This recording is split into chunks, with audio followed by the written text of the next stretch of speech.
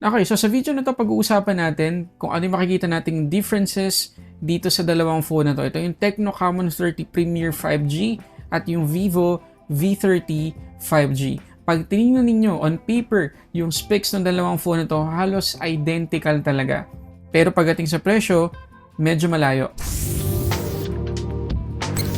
Etong Camon 30 Premier 5G ay nasa 23,999 pesos.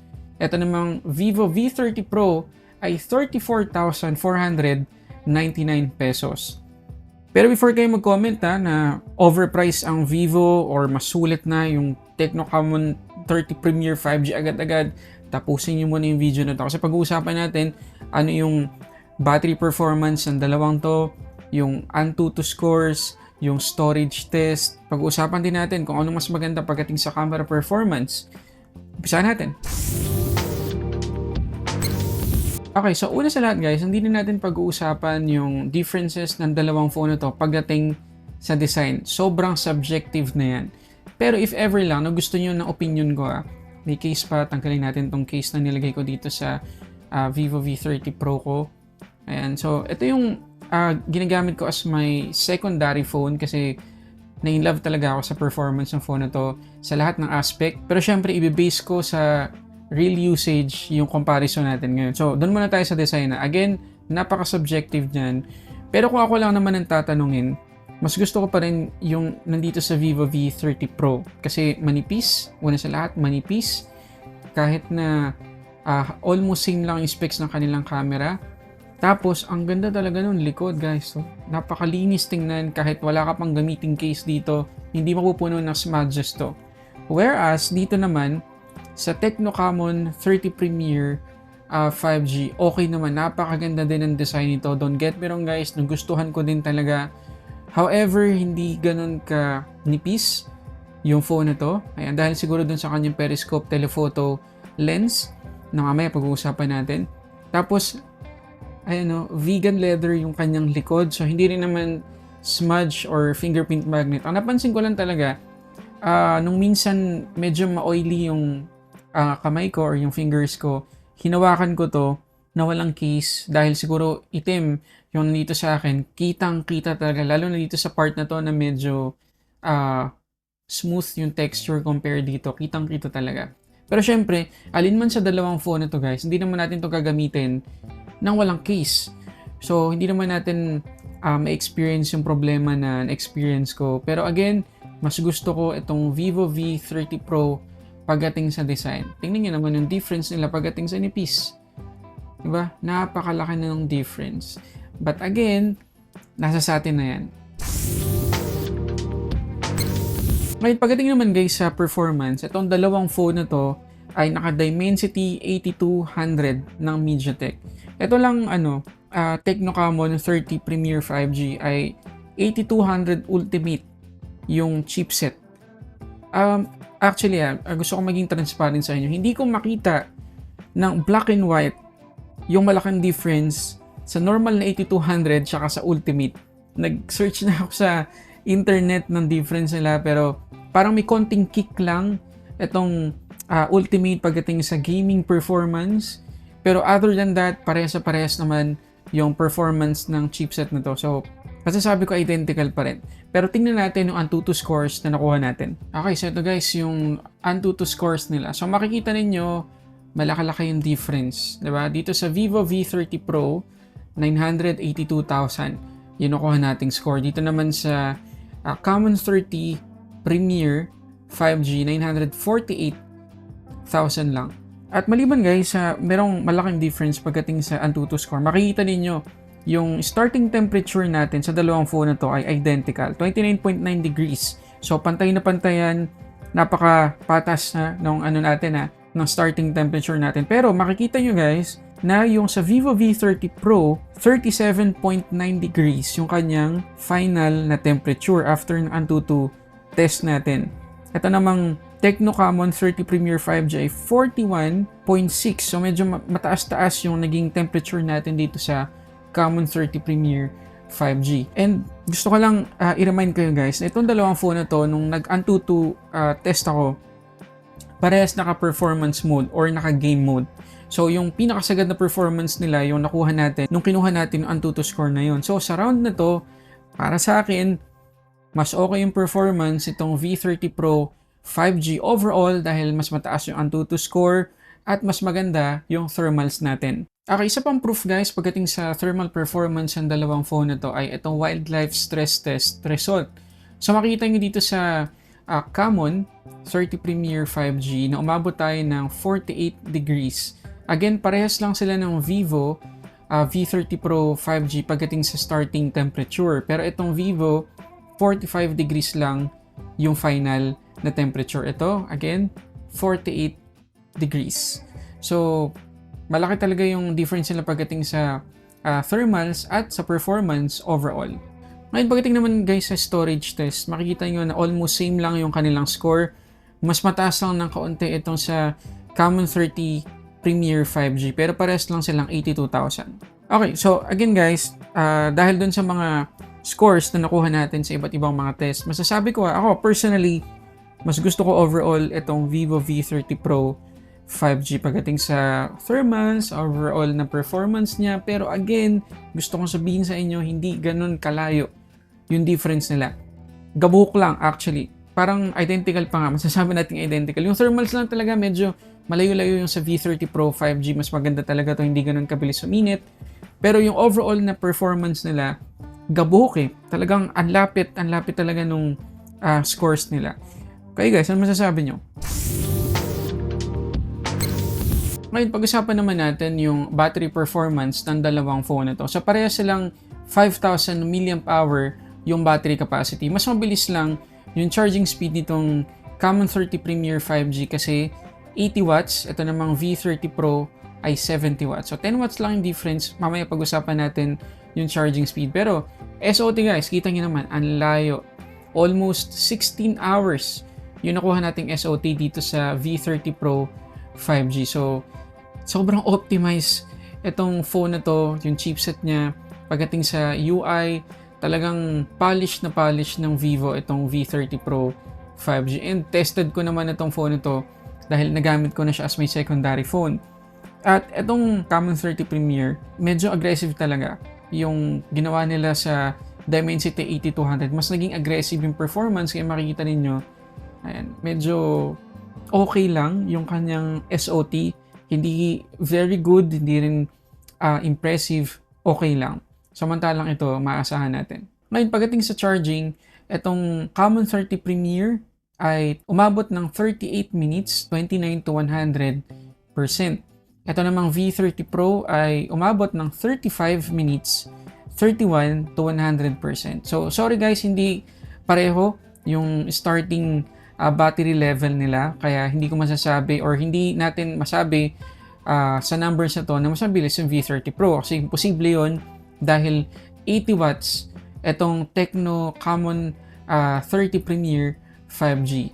So sigurado mas mabilis to ng kaunti compare dito, pero again hindi dramatic yung difference nila. Okay, so dito naman tayo guys sa display. So parehas silang 1.5K yung resolution, parehas din silang 120Hz yung refresh rate. Yung Vivo V30 Pro ay AMOLED. LTPO AMOLED naman yung Camon 30 Premier 5G. Pero pagdating sa peak brightness, aabot ng 2,800 nits yung V30 Pro. Aabot naman ng 1,400 nits lang yung peak brightness ng Camon 30 Premier 5G. Pagdating naman sa protection, Corning Gorilla Glass 5 yung nasa Camon 30 Premier. Dito naman sa V30 Pro ay Scott A glass yung ginamit na protection. Okay guys, pagdating sa kulay, makikita ninyo na medyo may difference sila kasi itong V30 Pro na ginagamit ko ay nilagyan ko ng matte na screen protector. So pasensya na guys, ayoko naman tanggalin kasi napakahirap ikabitin kasi curved display yung sa V30 Pro. Isa pa yan kung bakit mas nagustuhan ko yung display ng Camon 30 Premier 5G. Ayoko talaga ng curve. Pero dahil dun sa mas mataas na peak brightness, mas preferred kong gamitin itong V30 Pro 5G outdoor. Kasi sigurado mas makikita ko yung mga text, yung naka-display kahit tirik yung araw.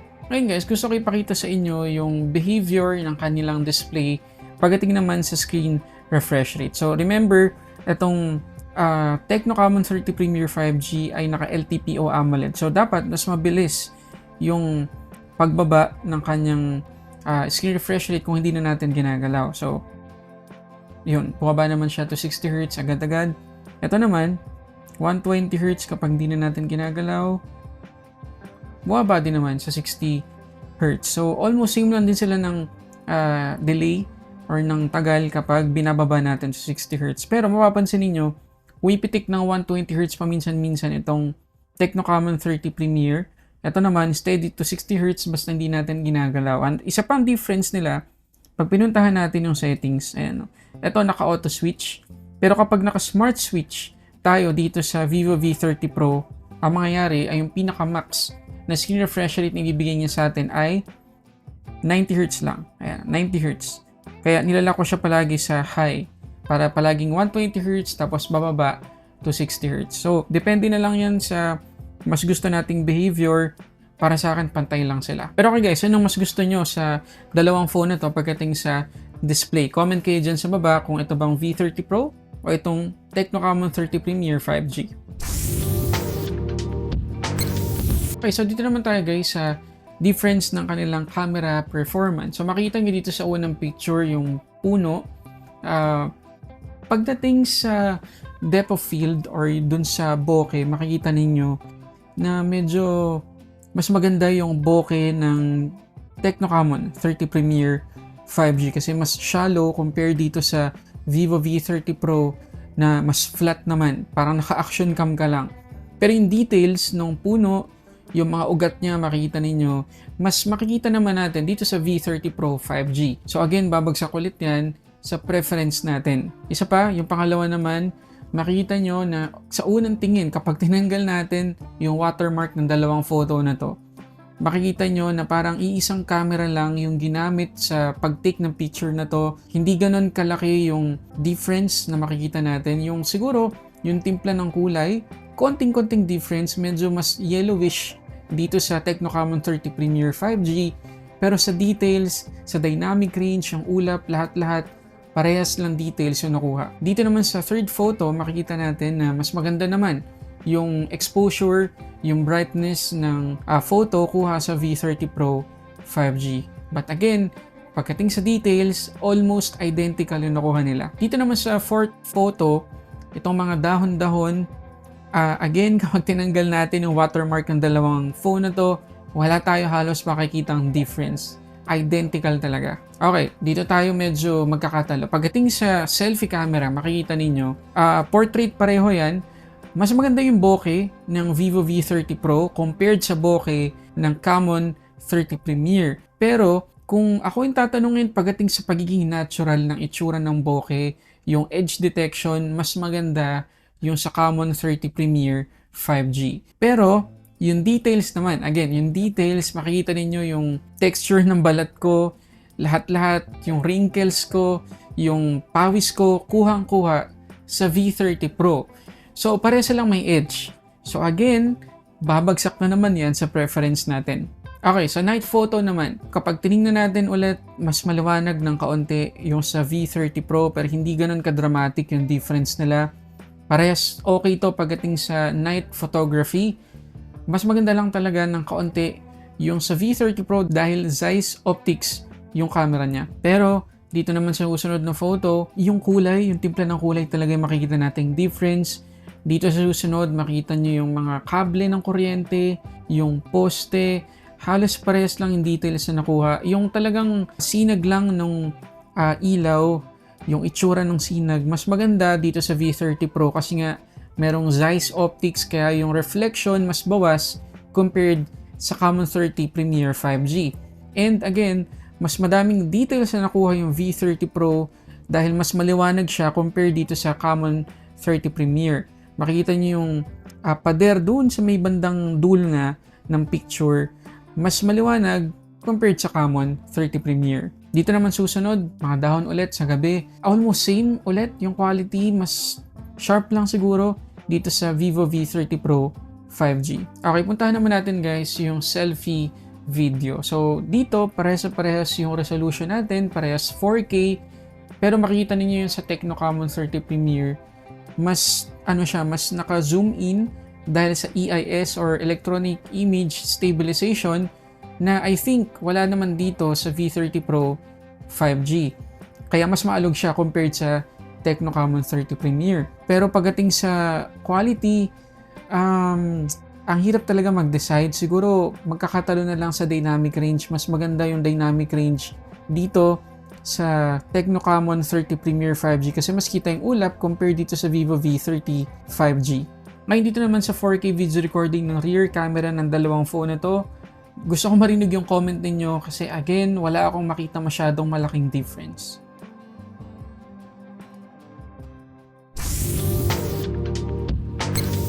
Okay, so medyo nahirapan ako dito sa comparison na to kasi kagaya na sinabi ko kanina and sa buong video na to siguro ilang beses na rin narinig, almost identical, gabuhok lang talaga yung differences nila. So, malaking factor dito guys, yung preference natin, yung trust natin sa brand pagdating sa pagpili dito sa dalawang phone na to. 10,000, almost 10,000 yung price difference nila. Pagdating naman sa software updates, parehas din silang may magandang promise sa atin.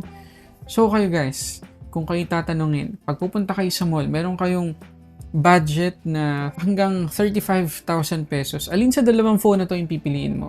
Ready kang pumili kahit alin sa dalawang to, ano yung pipiliin mo? Comment mo dyan sa baba, pati na rin yung reason behind. Ngayon, kung gusto niyo lang kung gusto niyo lang marinig yung sarili kong opinion, magkakaiba tayo guys magkakaiba tayo na magiging verdict sa dalawang phone na to. So, ayun lang, gusto ko lang i-share yung opinion ko, pero hindi ko sinasabing ito yung the best opinion na pwede nyong makuha sa pagpili sa dalawang phone na to. So, ito yung sa akin. Mas pipiliin ko yung V30 Pro 5G. Mas marami akong edge na nakuha sa phone na to compared dito sa phone na to.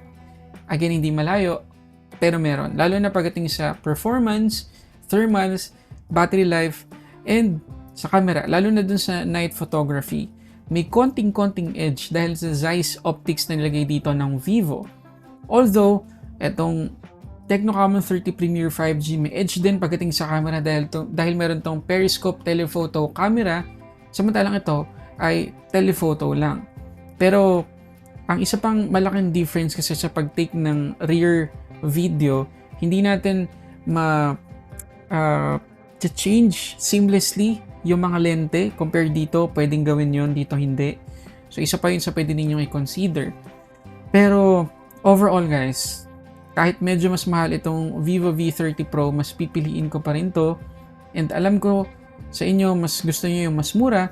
So, kung hindi naman kayo masyadong nababother din sa mga sinabi kong differences, mas makakatipid kayo dito sa Camon 30 Premier 5G. And again, ako lang. Mas gusto ko to. Pero gusto ko marinig yung opinion ninyo kasi at the end of the day, kayo pa rin mag-decide kung alin sa dalawang to yung mas okay sa preference niyo at sa needs ninyo. Yun yung dalawang factor palagi na iisipin niyo sa pagpili ng phone. Okay?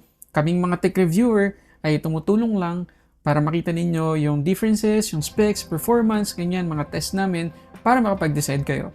Kayo pa rin at the end of the day. Sanayin ninyo, i-practice ninyo yung skill ninyo sa pagpili ng phone. Okay? So, alin dito sa dalawa ay mas gusto ninyo, comment kayo sa baba. Maraming salamat sa panonood guys para sa samot-saring unboxing reviews. This is Sulit Tech Reviews.